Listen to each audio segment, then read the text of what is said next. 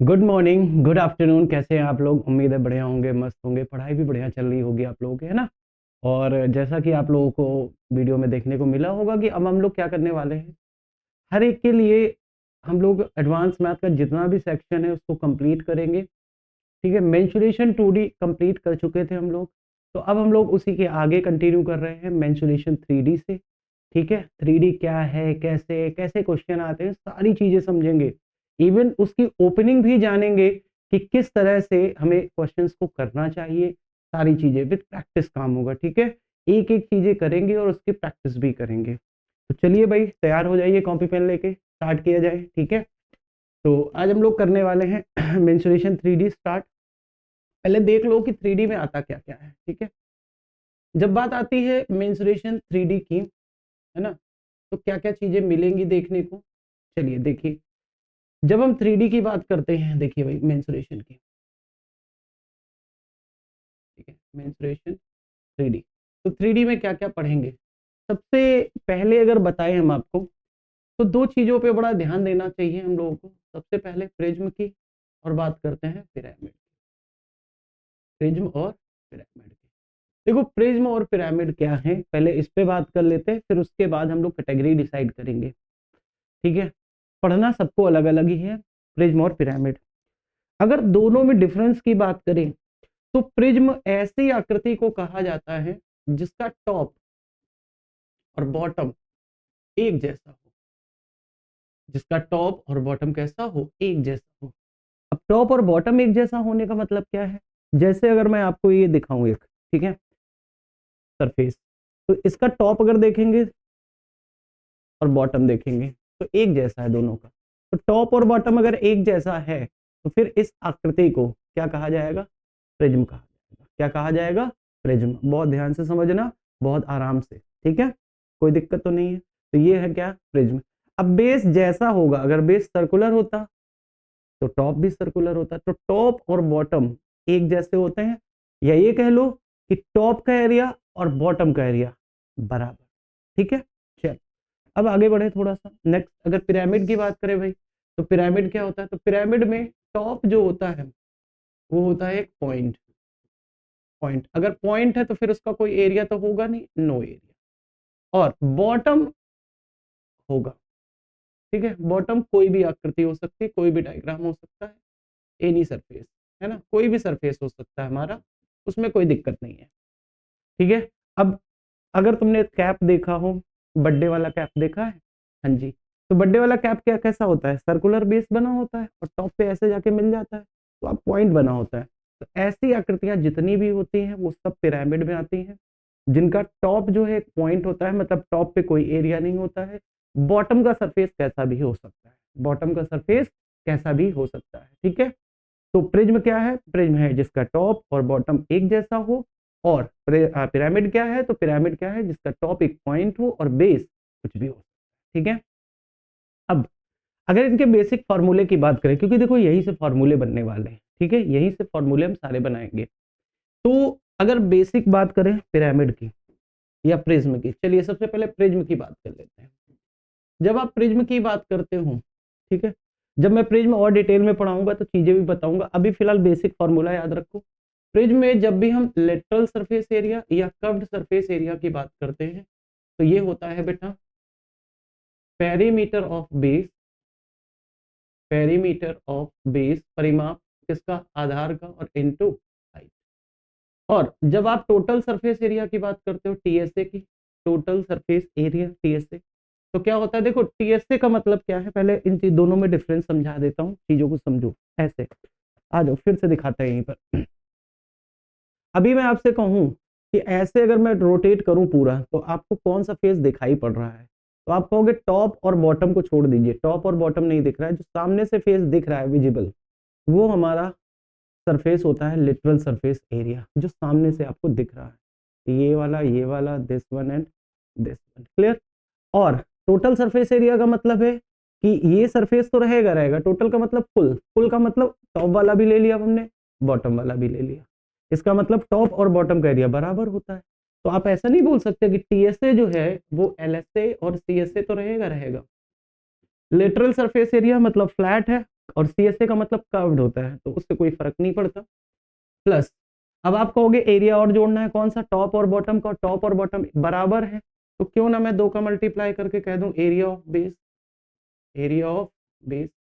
अरे हाँ या ना, क्लियर। उसके बाद बात करते हैं बेटा वॉल्यूम की, आयतन की। तो आयतन का क्या है, आयतन का है area of base, area of base और इनटू हाइट। तो ये 3 बेसिक फॉर्मूले आप याद रखिएगा प्रिज्म के लिए। जब भी हमें आकृति प्रिज्म जैसी दिखाई देगी, ध्यान से समझो, जब भी आकृति कैसी दिखाई देगी, प्रिज्म जैसी दिखाई देगी, तो फिर आप ये 3 फॉर्मूले का यूज करके आराम से फॉर्मूले बना सकते हो। ठीक है, अभी बना के भी दिखाऊंगा और बेसिक से भी समझाऊंगा। क्लियर है भैया, बोलो जल्दी से। हाँ जी, हाँ बोलते रहिए। चलिए आगे बात करें।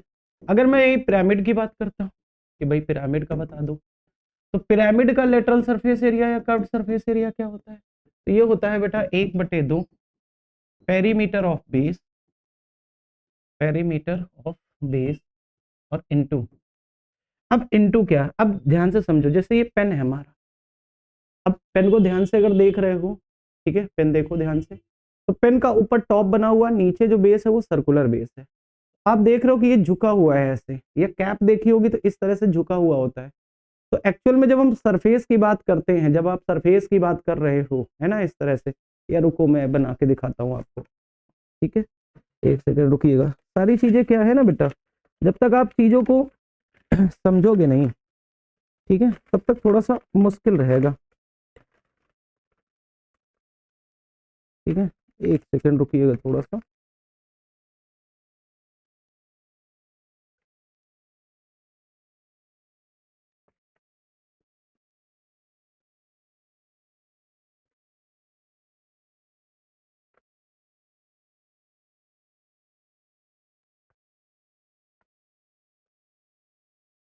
ठीक है, अभी इस आकृति पे ध्यान दो थोड़ा सा। ठीक है, अब फ्लैट, अब आप देखोगे कि जो इसका कर्व्ड सरफेस एरिया है, जो हमको सामने से दिखाई पड़ रहा है, ये वाला एरिया है, राउंड राउंड दिख रहा है। और जब आप इसकी हाइट की बात करोगे, तो इस सरफेस पे जब चलोगे, तो जब आप इसको ऐसे फ्लैट रख दोगे तो सरफेस ऐसा झुका हुआ नजर आ रहा है। इसका मतलब है कि जब आप कर्व्ड सरफेस एरिया की बात करते हो, तो हाइट नहीं बात होती है, बात होती है किसकी बेटा, तो यहाँ पर याद रखिएगा, यहाँ पर होता है स्लैंट हाइट। स्लैंट हाइट, और स्लैंट हाइट को स्मॉल एल से रिप्रेजेंट करेंगे। क्लियर है यहाँ तक बात। तो कर्व्ड सरफेस एरिया हो या लेटरल सरफेस एरिया हो, अगर झुका हुआ है, अब पिरामिड बना हुआ है, तो आप सरफेस लेटरल ही लेते हैं, है कि नहीं। तो आप चीजों को देखोगे, लेटरल सॉरी, सरफेस जो है हमारा वो कैसा रहेगा, फ्लैंट रहेगा, झुका हुआ रहेगा, जिसको हम तिर्यक ऊंचाई भी बोलते हैं। ठीक, अब बात करते हैं टोटल सरफेस एरिया की। अब टोटल सरफेस एरिया में आपको पहले से पता है LSA या CSA तो रहेगा रहेगा, और प्लस। अब आप अगर इस चीज को, आकृति को ध्यान से देखो, तो अभी मैंने आपको बताया कि जो पिरामिड होता है, पिरामिड के टॉप का एरिया 0 होता है, तो एरिया बच किसका गया है, केवल बेस वाला। तो जब बेस का एरिया हम यहाँ पर जोड़ देते हैं, area of base, area of base. बोलो यहाँ तक किसी को कोई डाउट है, यहाँ तक किसी को कोई डाउट है क्या, कोई डाउट नहीं है। ठीक, यहाँ पर क्या था, 2 टाइम्स ऑफ एरिया बेस जोड़ा जाता था, क्यों, क्योंकि टॉप और बॉटम का एरिया एक जैसा होता था, है कि नहीं। अब वॉल्यूम की बात करें, तो वॉल्यूम क्या है, तो इसमें 1/3 लगता है एरिया ऑफ बेस और इनटू, फिर से वही, यहाँ पर हाइट रहती है, यहाँ पर क्या रहती है, हाइट। क्योंकि जब आप इसके अंदर कोई चीज वॉल्यूम भरोगे, इस बात को समझो, इसके अंदर जब आप कोई चीज भरोगे, ठीक है, जब इसके अंदर आप कोई चीज भरोगे, तो एक्चुअल में जो ऊंचाई बढ़ेगी वो अंदर से लिक्विड की ऊंचाई बढ़ती जाएगी। हम ऐसी ऊंचाई नहीं नापते हैं, लिक्विड हमेशा ऐसे भरता जाएगा और टॉप तक भर जाएगा, तो बीच से बिल्कुल बीचों बीच हाइट होती है, तो हाइट पे काम चलता है, तो यहाँ पर हाइट हो जाएगा। तो ये बेसिक चीज प्रिज्म और पिरामिड में, अभी बेसिक इतना ही जान लो, बाकी अलग अलग सरफेसेस को लेके मैं प्रिज्म और पिरामिड को और अच्छे से डिफाइन करूंगा। ठीक है, वहां पर सीखेंगे कि कैसे अलग अलग चीजें और होती हैं। उम्मीद है ये चीज जो अभी मैंने बेसिक फॉर्मूला बताया है ये आपको क्लियर हो गया होगा। बताइए भाई, यहाँ तक किसी बच्चे को कोई दिक्कत है, कोई दिक्कत नहीं है, चलिए अब शुरू करते हैं सबसे पहली आकृति, जिसका नाम है, जिसका नाम है घन, जिसका नाम है घन। इंग्लिश में बोलते हैं बेटा इसको क्यूब, क्या बोलते हैं, क्यूब। अगर मैं क्यूब बना के यहाँ पर दिखाऊं, चलिए अब बड़ी काम की चीजें होने वाली हैं। क्यूब मैं यहाँ पर बना देता हूँ, ठीक है, ये रहा एक क्यूब। क्यूब में बड़ी एक खूबसूरत सी बात होती है कि जिसकी जितनी भी साइड्स हैं सबकी लेंथ क्या है, इक्वल होती है, और हाइट भी ए ही है। इसका मतलब अब मैं अगर यहाँ पर 3D तो आप इमेजिन कर पा रहे हो तो ठीक है, अगर नहीं कर पा रहे हो तो कोई बात नहीं। जो नीचे का बेस बना हुआ है, इस बेस को मैं अलग से आपको दिखाना चाहूंगा, ठीक है, बहुत ध्यान से समझना। इस बेस को मैं दिखाना चाहूंगा, ये बेस कुछ इस तरह का बना हुआ है बेटा, इस तरह का, जिसकी चारों साइड्स क्या है, ए। इसका मतलब ये अपने आप में क्या है, एक स्क्वायर। क्या है ये, एक स्क्वायर बना हुआ है, नीचे का बेस है ये, ठीक। अब आपको पता है जैसा बेस होगा वैसा ही टॉप होगा। अगर मैं एरिया ऑफ बेस और एरिया ऑफ टॉप की बात करूं तो आप बताओ किसी स्क्वायर का एरिया क्या होता है, तो स्क्वायर का एरिया होता है ए स्क्वायर, ठीक है। स्क्वायर का एरिया क्या होता है, ए स्क्वायर। इसका मतलब है जो नीचे वाला बेस है हमारा, इसका एरिया ए स्क्वायर है, और ऊपर वाला जो टॉप है हमारा, उसका एरिया भी क्या है, ए स्क्वायर। अब पहले तो मैं फॉर्मूले बना के दिखाता हूँ आपको। अब एक चीज और मैं आपसे पूछना चाहता हूँ, आप हमको बताओ ये आकृति देख के कि ये प्रिज्म है या पिरामिड है। ये एक तरह का प्रिज्म है या पिरामिड है, सोचो और बताओ। आप कहोगे भैया टॉप और बॉटम एक जैसा है, टॉप और बॉटम एक जैसा है। अभी थोड़ी देर पहले बात हुई थी कि जिसका टॉप और बॉटम एक जैसा होता है, आओ भाई, जिसका टॉप और बॉटम एक जैसा होता है वो होता है प्रिज्म। क्या होता है, प्रिज्म। और अगर ये प्रिज्म था तो प्रिज्म में फिर perimeter of base into height लगा दी जाए। अब कोई बच्चा देख के भी बता देगा कि इस वाले स्क्वायर का पेरीमीटर क्या होता है। जो बेस है इसका, हमारा ये जो बेस है इसका पेरीमीटर कितना होगा, 4a होगा। a plus A plus A 4 times A. कोई दिक्कत है यहाँ तक?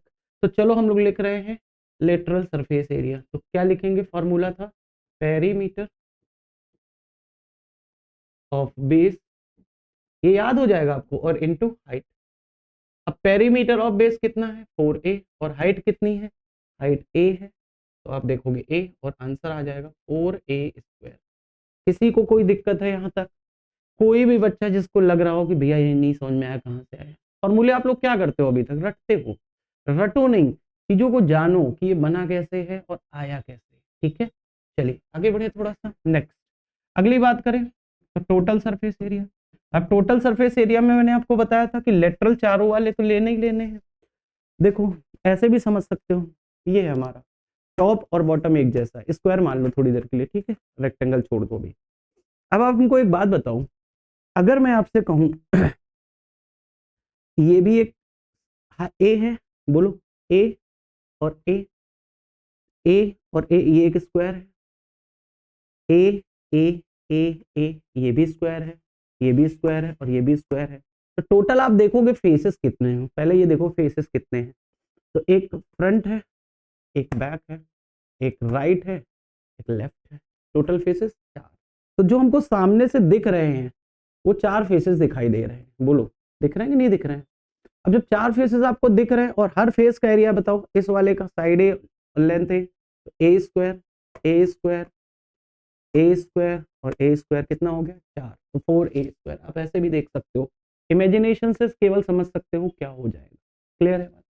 टीएसए की अगर बात करें तो टीएसए के लिए आपको फॉर्मूला पता है कि इसमें एलएसए रहेगा रहेगा plus 2 times of area of base, 2 गुणा एरिया ऑफ बेस। देखो भाई एरिया ऑफ बेस क्यों 2 बार किया गया, क्योंकि टॉप और बॉटम जोड़ना है, इसका एरिया ए स्क्वायर, इसका area A square, 4a square पहले से था, 2a स्क्वायर और हो गया, आंसर हो गया कितना, 6a स्क्वायर।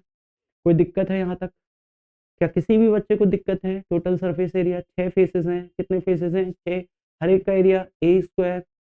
जो सामने से 4 दिख रहे हैं वो क्या है, लेटरल सरफेस एरिया, पृष्ठीय क्षेत्रफल, टोटल सरफेस एरिया, कुल पृष्ठीय क्षेत्रफल या संपूर्ण पृष्ठीय क्षेत्रफल, जो भी नाम देना चाहो। उसके बाद बात करते हैं बेटा वॉल्यूम की, आयतन की। आयतन का फॉर्मूला हमने आपको बताया एरिया ऑफ बेस, बोलो जल्दी से, एरिया ऑफ बेस और इनटू हाइट। अब एरिया ऑफ बेस कितना था, ए स्क्वायर, एरिया ऑफ बेस क्या आया था, ए स्क्वायर, और हाइट कितनी है, ए, आंसर क्या आ जाएगा, ए क्यूब। क्या ये 3 फॉर्मूले बेसिक वाले, कोई भी ऐसा बच्चा है जिसको लग रहा है कि ये तीनों फॉर्मूले हमको नहीं समझ में आए? बहुत इजी है, कुछ भी नहीं है, ठीक है। अब एक चीज और बचती है, एक चीज और बचती है जिसको हम बोलते हैं डायगोनल। क्या बोलते हैं? डायगोनल। डायगोनल का मतलब होता है बेटा विकर्ण। क्या होता है? विकर्ण। अब ये विकर्ण कैसे निकलेगा? अब विकर्ण निकालने के लिए पहले चीजों को समझो। विकर्ण का मतलब क्या होता है कि एक कॉर्नर से दूसरे कॉर्नर पे जाना। अगर मैं यहां दिखाना चाहूं तो इस कॉर्नर से अब इस कॉर्नर पे जाना, अब इस कॉर्नर से इस कॉर्नर पे जाना है तो आप देखोगे 90 डिग्री भाई, राइट हम लोग लगाएंगे पाइथागोरस। अब पाइथागोरस कैसे लगेगी ध्यान से समझो। इतना तो आपको दिख रहा है, माफी चाहूंगा, इतना तो आपको दिख रहा है कि यहाँ पर ये 90 डिग्री बना हुआ है, बोलो बना है। अब ये 90 डिग्री फ्लैट सरफेस के साथ बना हुआ है, ध्यान से समझो। जैसे हम इस कॉर्नर से इस कॉर्नर पे जाना चाहते हैं, ठीक है, इस कॉर्नर से इस कॉर्नर पे, तो आपको जाना क्या है? सबसे पहले यहाँ से यहाँ पहुंचो। इस स्क्वायर में जब यहाँ से यहाँ ऐसे जाओगे, ध्यान से समझो, एक कॉर्नर से दूसरे कॉर्नर, तो ये होता है विकर्ण। ये क्या होता है? विकर्ण। और विकर्ण निकालने के लिए आपको पता है ए स्क्वायर प्लस ए स्क्वायर बराबर, अगर मैं इस विकर्ण को एक्स मान लूँ तो एक्स स्क्वायर बराबर कितना? 2a square. तो एक्स की वैल्यू कितनी आ जाएगी? √2a। तो ये वाली वैल्यू जो आ गई, ये कितनी आ गई? √2 और a, और यहाँ बन रहा है 90 डिग्री और ये साइड है a।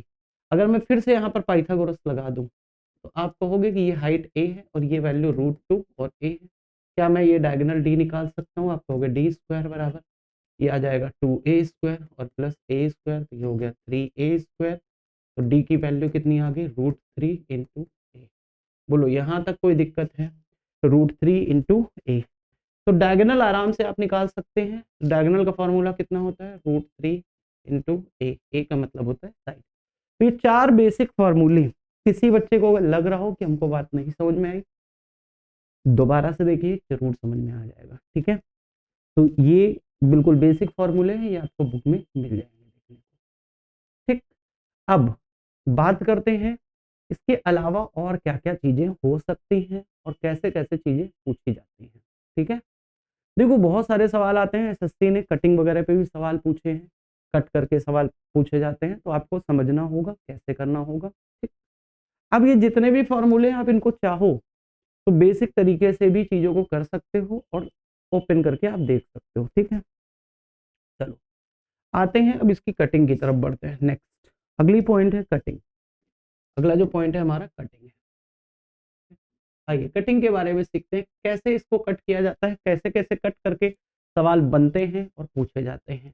तो तैयार है भाई आप लोग? हाँ जी। उसके आगे की बात कर रहे हैं थोड़ी सी, है ना। ऐसा नहीं कि बहुत डिफिकल्ट होने वाला है, बहुत इजी होने वाला है, बस आपको चीजें समझनी होंगी, थोड़ी सी आराम से करना होगा, कर लोगे, ठीक है। चलिए स्टार्ट करें कटिंग, करते हैं।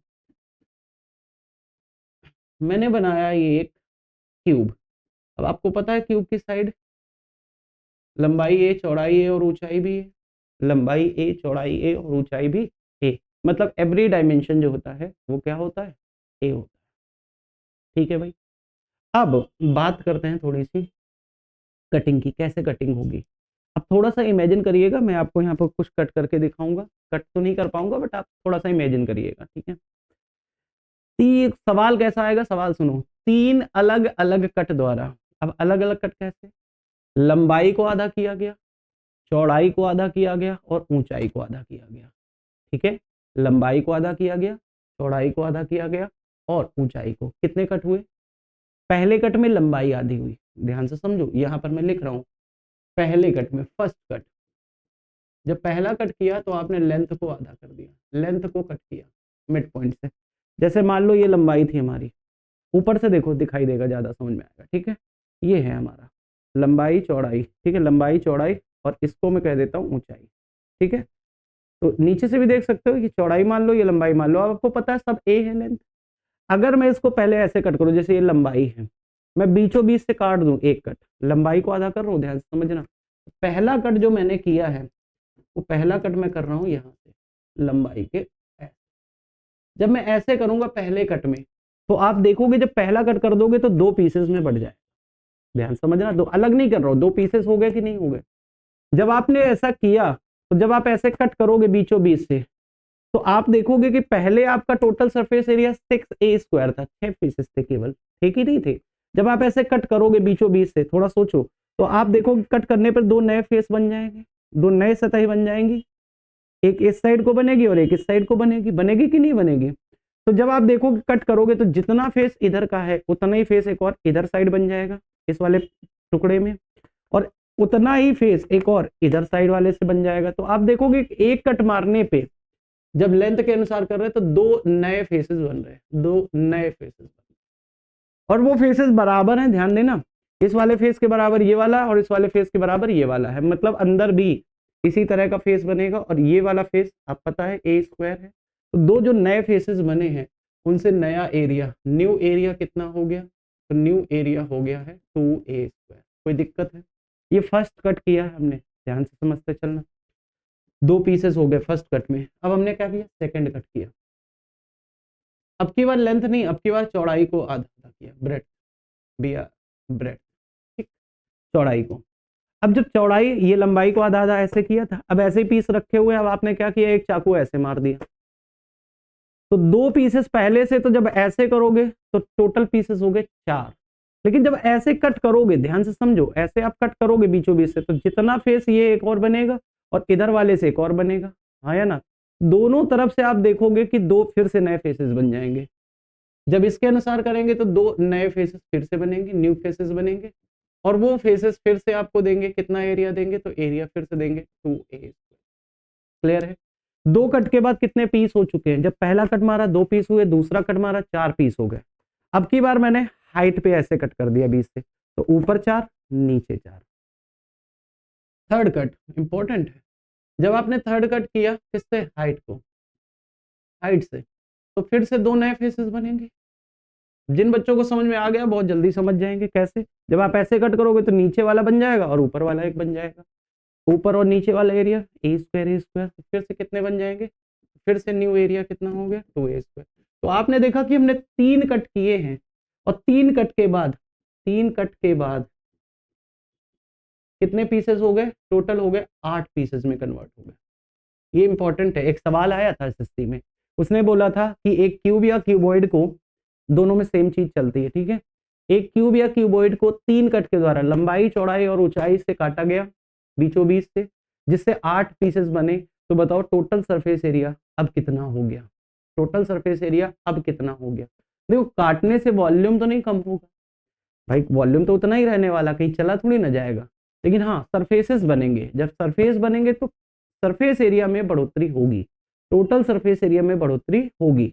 अब कितनी होगी? अब आप हमको बताओ, 3 कट के बाद 8 पीसेस हो गए। अब बच्चे क्या करते हैं? 8 पीस में एक पीस का निकालते हैं फिर उसके बाद करते हैं। आप कर सकते हो, ऐसे भी कर सकते हो, लेकिन आप अगर ऐसे याद रखोगे कि एक कट पे 2 फेसेस बनते हैं तो 3 कट पे 6 फेसेस बनेंगे। हर एक का एरिया a स्क्वायर, तो कितना बन गया? 6a square. तो बढ़ा हुआ, यहाँ पर जो बढ़ा हुआ था, बढ़ा हुआ है 6a स्क्वायर। और पहले कितना था? पहले टोटल सरफेस एरिया कितना था? तब भी 6a स्क्वायर था। अब मैं कहूँ कि अब कितना हो गया? अब तो अब हो गया है 12a स्क्वायर। और अगर पूछे कितने परसेंट बढ़ गया है, तो पहले 6 से था उतना ही बढ़ गया है, तो 100% की बढ़ोतरी हो गई है। अब कितना हो गया है? अब 200% हो गया है। ये बात समझ में आई सबको? पहले था 6a square total surface area, बढ़ा कितना? 6a square. कितने कटे, कितने कट्स हुए? 3 कट, लंबाई से, चौड़ाई से और ऊंचाई से। बोलो बात क्लियर है? तो कभी ये सवाल पूछा गया था। तो अब बच्चा अलग अलग मत करना, आप अलग अलग करके भी कर सकते हो, ये सब लिखने की जरूरत नहीं, ये तो समझाने के लिए था। पहले हमने लंबाई से किया, दूसरे हमने चौड़ाई से कट मारा, और तीसरा हमने हाइट से कट मारा। क्लियर है? ऐसे कट किया, ऐसे कट किया और ऐसे कट किया, तो टोटल पीसेस बनेंगे 8। कितने बनेंगे? 8। क्लियर? एक का पूछेगा तो, अब एक का पूछेगा तो बताओ, नहीं निकाल पाओगे? आराम से निकल आएगा। टोटल कितना हुआ? 12।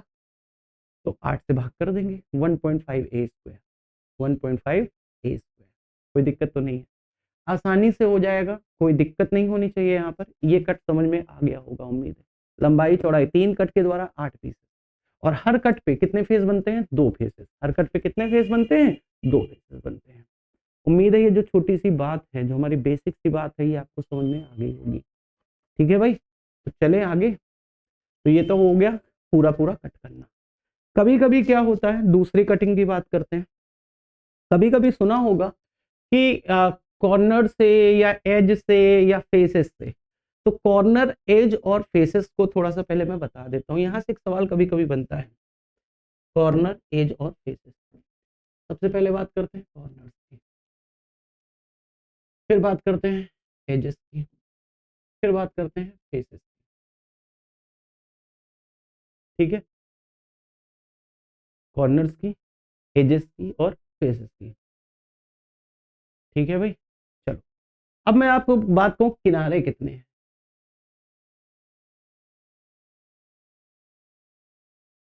किनारे, कोर कह सकते हो, ठीक है इसको। कॉर्नर्स का मतलब क्या है, कॉर्नर्स का मतलब ये है, दिस वन कॉर्नर। ठीक है, कॉर्नर।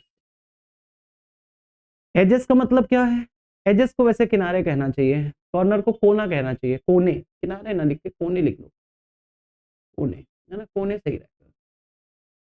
एजेस का मतलब किनारे, और फेसेस का मतलब फलक, फेसेस का मतलब फलक। ठीक है, अब समझो पहले एजेस क्या, फेसेस क्या है और कॉर्नर्स क्या है। कॉर्नर ये रहा, देखो ध्यान से, एक कॉर्नर, दो कॉर्नर, तीन कॉर्नर, चार कॉर्नर। कितने हो गए, एक दो तीन चार, चार इधर साइड है, चार इस साइड होंगे, एक दो तीन चार, कितने हो गए, आठ। तो कॉर्नर्स मिलते हैं आठ हमेशा, घन में, घन हो चाहे घनाभ हो, ध्यान से समझिएगा, घन हो चाहे घनाभ हो, कॉर्नर्स कितने मिलेंगे, आठ। अब बात करते हैं एजेस, किनारे। एज का मतलब ये होता है किनारा, बिल्कुल। तो ध्यान से अगर गिनोगे तो एक, देखो ऊपर, एक दो तीन और चार, चार ये हो गए, ऐसे ही चार पीछे होंगे, एक दो तीन और चार, आठ। उसके बाद इधर से आओ, नौ, दस, और इधर का 11 और 12। कुछ लोग सोच रहे होंगे सर इधर दो दो क्यों नहीं दो ही क्यों गिन रहे हो, 11 और 12 क्यों किया, इसको क्यों नहीं किया, क्योंकि इस साइड से जो है इसको काउंट कर लिया था और इस वाले को इस साइड से काउंट कर लिया था। ठीक है, थोड़ा ध्यान से समझना। अगर ऐसे गिनो, एक दो तीन चार, चार ये हो गए, बोलो हो गए कि नहीं हो गए, ये वाला ये वाला ये वाला और ये वाला, चारों हो गए। इस साइड से भी एक दो तीन चार, चार हो गए। अब बात आती है आठ नौ, आठ नौ, उसके बाद 10 और 11। ठीक है, 11 और एक 12, चार इधर आठ, और चार इस साइड, एक दो तीन चार, तो टोटल हो गए 12। ठीक है, कितने हो गए, 12। तो ये होते हैं हमारे। उसके बाद फेसेस की बात करते हैं, फलक की। फलक का मतलब फेस, सामने से जो दिख रहा है सरफेस, तो एक सरफेस, फ्रंट बैक दो, लेफ्ट तीन, राइट चार, चार टॉप और बॉटम, टोटल हो गए 6। ये हो गए। अब ये आपको पता है तो ठीक है, नहीं पता है तो एक यूलर्स थ्योरम होती है, यूलर्स की बात करते हैं, यूलर्स नंबर होते हैं, यूलर्स क्या कहता है, यूलर्स थ्योरम, यूलर, यूलर बोलते हैं हिंदी में, यूलर।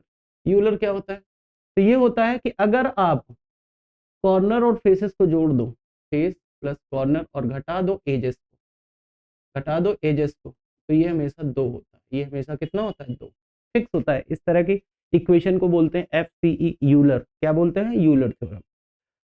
अब अगर जोड़ के भी देखो तो 8 और 6, फेसेस और कॉर्नर को जोड़ोगे तो 8 और 6 14 और -12, आंसर कितना आ जाएगा, 2। तो ये कभी याद रखना, कभी कभी पेपर में, कल को एग्जाम्पल मान लो, कल को एक आ गया कि बताओ 2F plus 3C minus 2V, sorry 2E, क्या होगा। ठीक है, अब कुछ लोग कॉर्नर्स को आप ऐसे यहाँ वर्टिसेस भी बोल सकते हो, क्योंकि कोने हैं, कभी कभी इसको वर्टिसेस भी बोला जाता है, तीर्स बोलते हैं, क्या बोलते हैं, तीर। आप नाम पे मत जाइए, आप चीजों को समझिए। ठीक है, वर्टिसेस है तो इसको फिर वी बोल देंगे। तो जो हमारा कॉर्नर, ये बुक में आपको मिलेगा F plus V minus E। ठीक है, faces vertices and edges, faces vertices and edges, तो उससे कोई मतलब नहीं है। ठीक है, कॉर्नर कह लो या आप कह लो वर्टिसेस, शीर्ष कह लो, कोई फर्क नहीं पड़ता। ठीक है, हमारे हिसाब से तो कॉर्नर ही है, वो कह रहा है शीर्ष है, शीर्ष भी ठीक है, कॉर्नर भी कहना ठीक है। ठीक है, वो डिपेंड करता है आप नाम क्या दे रहे हो, बट आप इस चीज को याद रखिएगा, कर पाओगे इस पर। ठीक, अब आते हैं कटिंग पे। कटिंग चल रही थी हमारी, इंपॉर्टेंट चीज है, उस पे आते हैं। अगली कटिंग की अगर बात करें तो कटिंग कौन सी, अब क्या है, अब मैं एक सवाल आपको बताता हूं और समझने की कोशिश करना। इस तरह का एक सवाल पेपर में पूछा गया है अक्सर। ए लंबाई है, चौड़ाई है और ऊंचाई।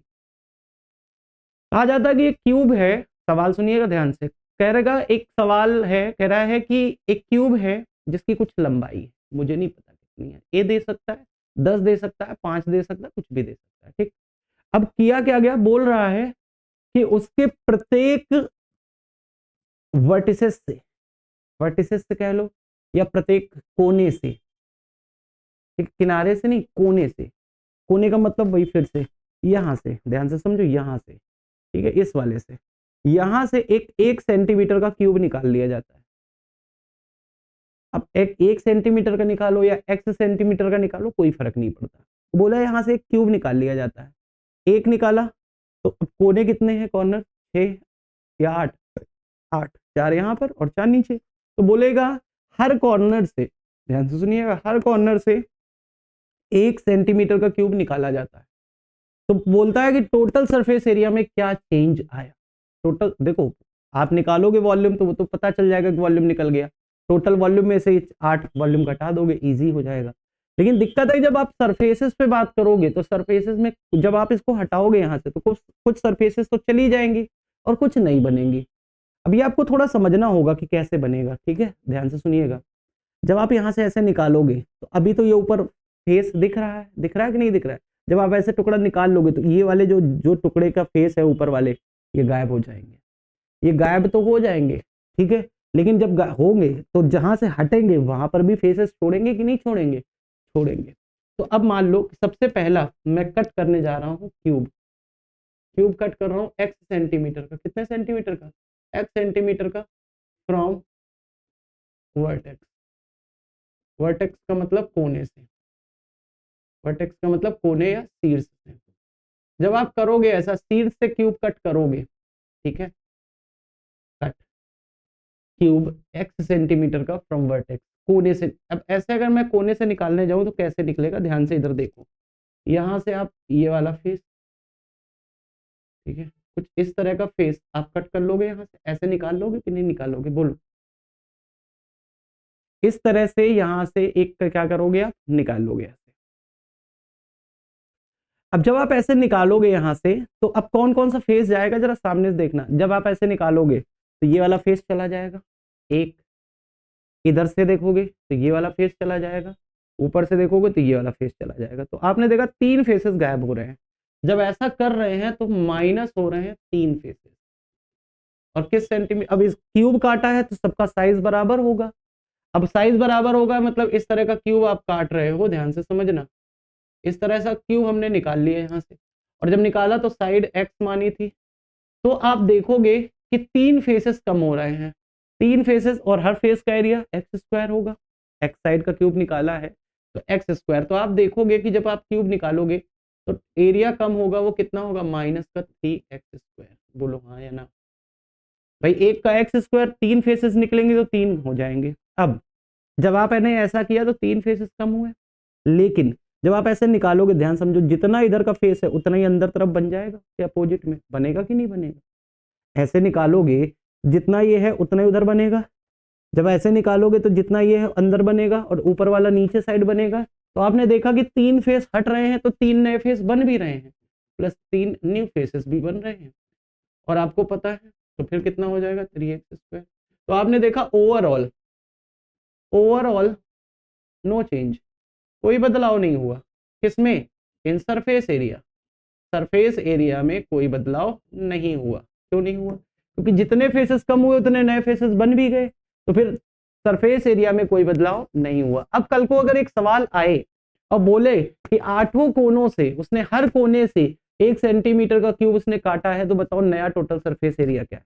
भैया नया टोटल सरफेस एरिया वही होगा जो पहले था, क्योंकि आपको पता है जब आप वर्टिस से, शीर्ष से, कॉर्नर से काटते हो तो फिर उसके एरिया में कोई बदलाव नहीं होता है। तो अगर इस तरह का आता है और हर शीर्ष से, हर शीर्ष से आप क्यूब अगर काटोगे, क्यूब काटने पर no change in surface area, no change in surface area. बोलो बात क्लियर है? पहले टोटल सरफेस एरिया कितना था? पहले टोटल सरफेस एरिया था 6a²। अब टोटल सरफेस एरिया कितना है? तो अभी भी 6a² ही होगा। क्या ये बात सभी बच्चों को क्लियर हो गई है? पहले टोटल सरफेस एरिया 6a² था, अभी भी टोटल सरफेस एरिया कितना होगा? 6a² ही होगा, कोई बदलाव नहीं होगा। ये बात क्लियर है सबको?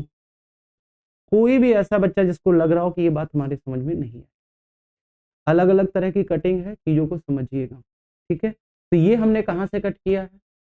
ये क्यूब कहां से कट किया है? जल्दी बोलो।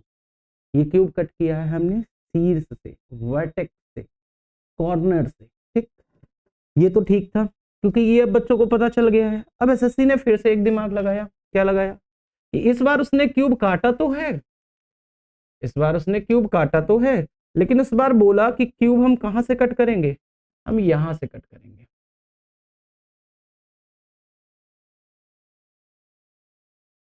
यहां से एक क्यूब कट करेंगे,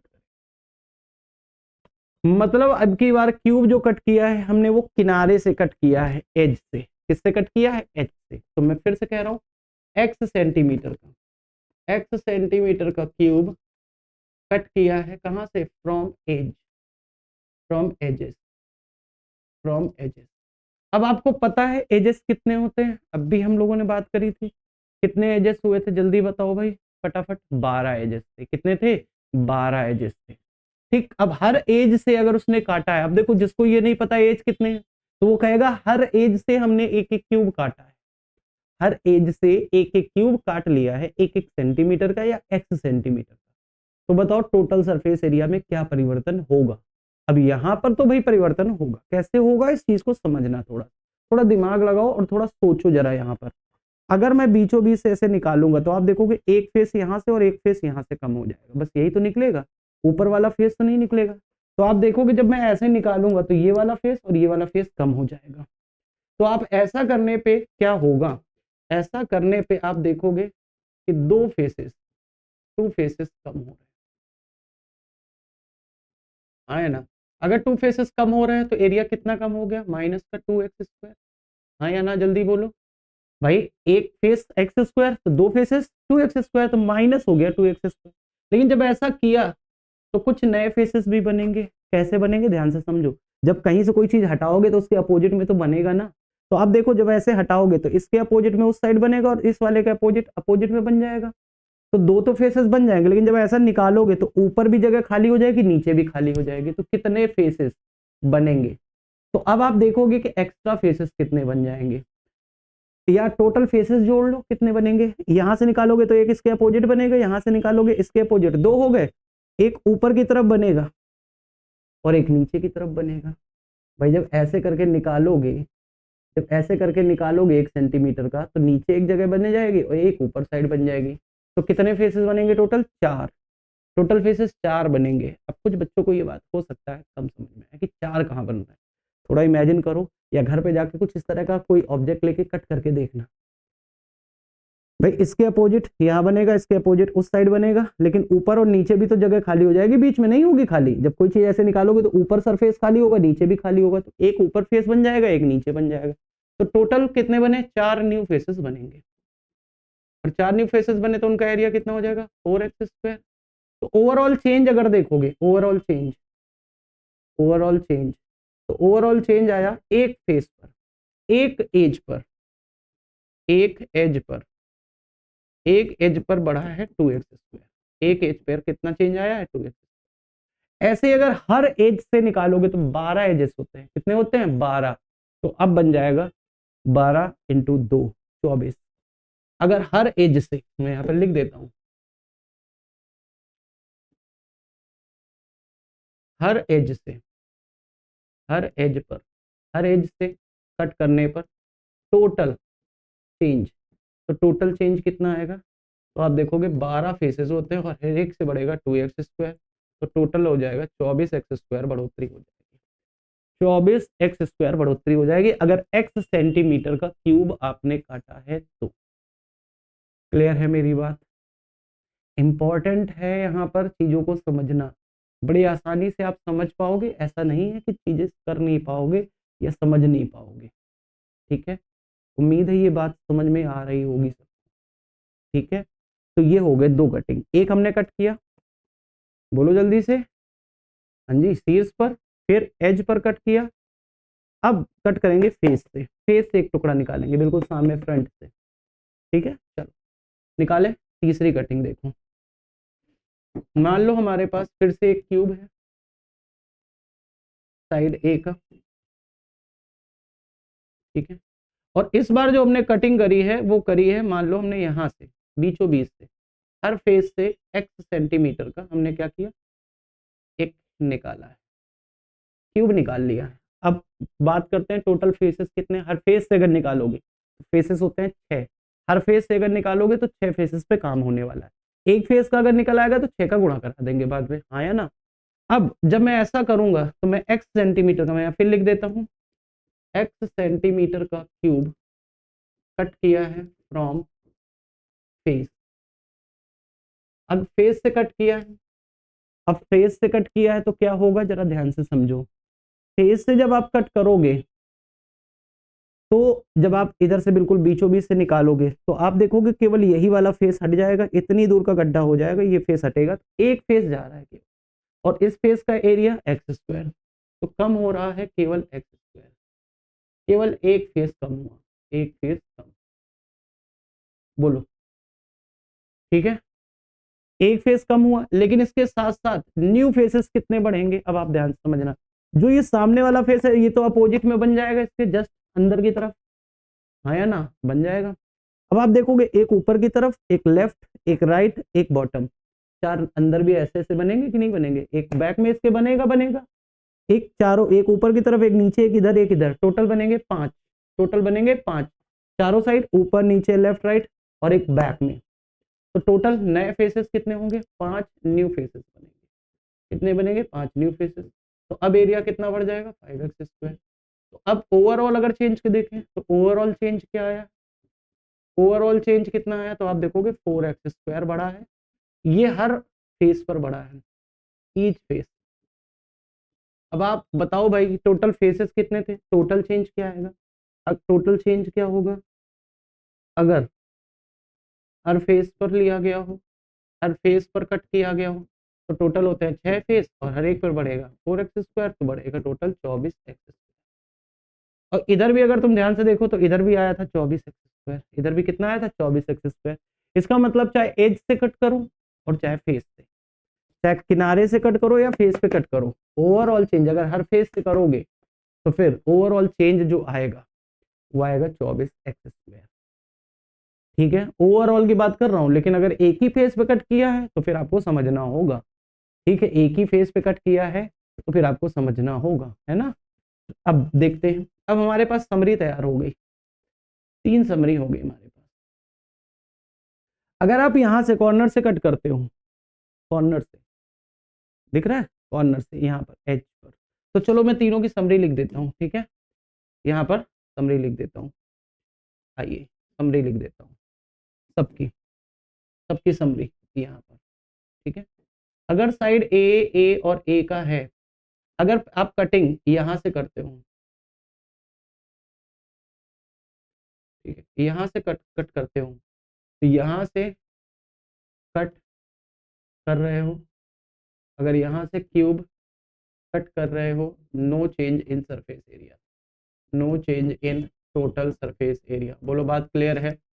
अगर आप यही कट यहां पर कर रहे हो, ऐसे ऐसे यहां से कट कर रहे हो, तो यहां से आप देखोगे कि यहां से अगर क्यूब कट कर रहे हो, यहाँ का मतलब क्या है, बोलो एज पर, तो आप देखोगे कि हर सरफेस पर 2x स्क्वायर एरिया बढ़ेगा, 2x एरिया बढ़ेगा, एक पर बात कर रहा हूँ। ठीक है, अगर टोटल की बात करें तो 2x स्क्वायर और कितने हैं 12, तो टोटल बढ़ जाएंगे 24x स्क्वायर इन टोटल सरफेस एरिया, बोलो बात क्लियर है कि नहीं। और अगर यही कट आप यहाँ से करते हो, यहाँ से कट करते हो, यहाँ से फेस से बिल्कुल क्यूब कट कर रहे हो, क्यूब कट कर रहे हो, तो हर एक पर बढ़ेगा 4x स्क्वायर और 4x स्क्वायर और इनटू कितने फेसेस, 6, ठीक है। ये एजेस है, ये क्या है, एजेस है, और ये क्या है, फेसेस है। तो ये बढ़ जाएगा कितना, 24x² इन ds। तो अब आपने देखा कि अगर कॉर्नर से आप कट करते हो तो सरफेस एरिया में कोई बदलाव नहीं आता, लेकिन अगर एज पर कट करो या फेस पर कट करो और टोटल सरफेस एरिया में, हर फेस से बात ध्यान रखना, अगर हर फेस पे कर रहे हो तो 24x², 24x², सिंपल रहेगा। याद रहे तो ठीक है, नहीं याद रहे तो आप इतना तो कॉमन सेंस अब लगा ही लोगे। अगर 10-15-20 सेकंड टाइम दोगे अपने आप को तो आराम से चीजों को कर पाओगे। उम्मीद है ये बात आपको समझ में आ गई। क्या कोई ऐसा बच्चा है जिसको ये बात नहीं समझ में आई, बताओ भाई, ये कटिंग अगर ना समझ में आई। ठीक है, तो इस तरह से आप देख रहे हो कि चीजों को बड़ी आसानी से निकाला जा सकता है। ठीक है, सरफेस एरिया में बढ़ोतरी की जा सकती है, आराम से आप चीजों को कर सकते हैं। ठीक है, अभी ये खत्म नहीं हुआ है। क्यूब में अभी क्या रह गया है, अब इस क्यूब के अंदर मैक्सिमम साइज का शंकु, मैक्सिमम साइज का गोला, ठीक है, और मैक्सिमम साइज का बेलन, कई सारी चीजें आप कट करके निकालेंगे, फिर सरफेसेस बनेंगे, तो उनमें क्या चेंज होगा, कैसे चेंज होगा। ठीक है, डायग्राम के अंदर कैसे कैसे और चीजें डायग्राम रखी जाती हैं, कैसे उनका निकलता है, लेंथ कैसे निकलती है, ये सारी चीजें हम लोग इसके एडवांस पार्ट पे चलेंगे। मतलब ये पार्ट 1 है, बेसिक है। पार्ट 1 के बाद अभी इसके ऊपर धागा भी लपेटा जाएगा।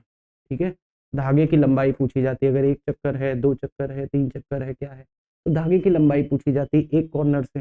जैसे यहाँ से हमने एक लपेटना शुरू किया और यहीं पर वापस ऊपर तरफ बांध दिया फिर, तो 1 चक्कर पूरा हो जाता है, और 1 चक्कर में धागे की लंबाई 2 चक्कर है ना, इस तरह से सवाल बनते हैं। तो ये अगले पार्ट में होगा, इसका एडवांस वर्जन होगा। ये बिल्कुल बेसिक है, जिन लोगों को स्टेट का एग्जाम देना है, ये वाला पहला वाला पार्ट मोर देन इनफ, इससे ज़्यादा देखने की ज़रूरत नहीं है। पार्ट 2 वो लोग देखेंगे जिनको सीडीएस का एग्जाम देना है, एनडीए का एग्जाम देना है, या जिसमें एडवांस लेवल की आपकी आती है 2D, सॉरी 3D मेंसुरेशन है ना, वो लोग देखेंगे, आराम से कटिंग देखेंगे, कैसे कट होती है चीज़ें, कैसे उसके अंदर फिट होती हैं, उनका कैसे निकलता है।